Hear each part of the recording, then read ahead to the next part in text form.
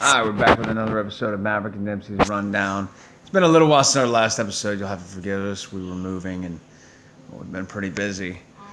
But with LSU getting their first win and the Saints getting their first win in a couple weeks, we definitely need to come back with a fresh episode. We'll be able to talk about more of the more games and more winners and losers on upcoming episodes if we have time, which is kind of the point of the whole podcast. But anyway, first we'll get to LSU. LSU got their first win. They beat Vanderbilt. Everybody was freaking out over LSU in the first game when they took a loss to Mississippi State. It was a hard loss, especially coming off a championship win. But when basically half your team or most of the team, at least starter wise, is in the NFL now, it kind of explains why you might need to reload and take some time. So and we had a little bit easier go with Vanderbilt. We showed some great things on offense. Miles looked much better at quarterback. That is his name, right? Miles Brennan. Did I get that right? I'm sorry, I'm still hooked on Joe Burrow. But but anyway, and speaking of Joe Burrow got his first win today. Now you have to forgive me, I didn't see the highlights. It's been a busy day.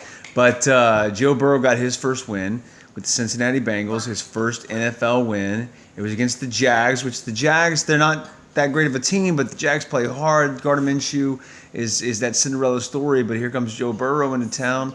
And all right, and here comes Joe Burrow into town, and he gets his first win, so we're very happy. LSU need to have a little bit of a turnaround there besides the guys besides Honey Badger and Clyde Edward-Helaire over on the Chiefs. Pretty much all these LSU guys have been having some trouble lately this season. But anyway, back to LSU. So LSU looks really good in their first win against Vanderbilt. We're hoping they can keep it going, that momentum, building. And Coach O did a much better job of keeping his mask on the sidelines. So bravo to him. Looks like he got his own personal mask made. I don't know how much good that does with 60 players on the sidelines with no mask, but that's politics. We're not going to get into that. So on to NFL Sunday. All right. So the Saints started out rough, going down 0-14. I think I just lost my co-host. You all right? Bump your leg.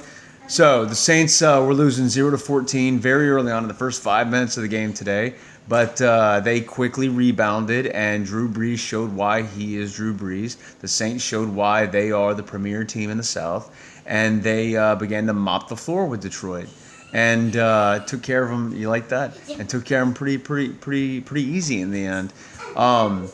Tampa Bay, who everybody wrote off at the start of the season when they lost to Saints. Hey, Tom Brady, ha, ha, ha. How does it feel to play in a real division, et cetera, et cetera? Well, they're at the top of the division now. So how does it feel to play in the real division? It feels pretty good when you're leading the division.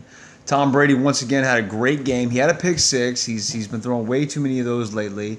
But he rebounded. And when you have a mistake like that, you need to rebound and have the game of the week or the game of your life like Brett Favre used to do. You need to come back from it and show that even though you had that bad misstep, it'll just motivate you to have a better game throughout. And they battled, they went toe-to-toe with the Chargers, and it was a back-and-forth game. It actually, for me, it might have been the game of the day, although, like I said, I need to still catch some of the highlights.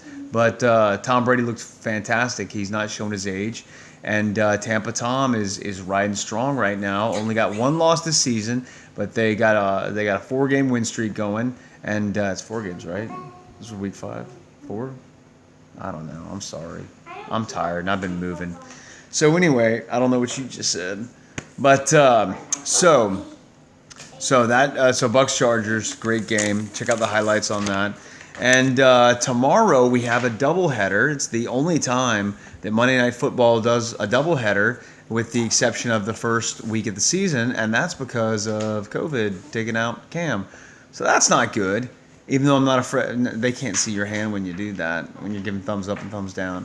But so Cam is out, and I don't even know who's starting the game tomorrow. I don't know if it's going to be Brian Hoyer, he's still in the league, or if it's going to be Jared Stidham, who was supposed to be the heir apparent to Tom Brady, but I don't know what happened there. Oh, yeah, I know what happened. Cam Newton showed up. So anyway, the Patriots are supposed to be the first real test for the Chiefs, although, Chargers might argue that. But But it's going to be a different look Patriots tomorrow. It's basically Bill Belichick versus the Chiefs. We're going to see if Stidham or Hoyer can manage anything against them. Everybody was excited to see Cam go up against Mahomes, but unfortunately that didn't happen. But it is going to make it for a more exciting Monday night because other than that, it's just going to be the Packers mopping the floor with the Atlanta Falcons. And Thursday we got a treat where Tampa Tom is going to be back. Tampa Bay Buccaneers taking on Chicago Bears. That'll be an interesting matchup. But yeah, that's kind of all I have. We're going to be talking boxing soon because things are starting to heat up as we got the first really big fight, in my opinion, the first really big fight since all this COVID stuff started. Sorry, I'm not a fan of the Charlo brothers. But we got Teofimo Lopez taking on Vasily Lomachenko. So we're definitely going to have an upcoming boxing podcast, which is my bread and butter, because I'm a huge Lomo fan. Teofimo is a worthy challenger. I mean, we got our champion / challenger. We got two champions taking on each other, so that's gonna be really interesting and gonna get hyped up for that one. And you got anything you want to add, or you just kind of good?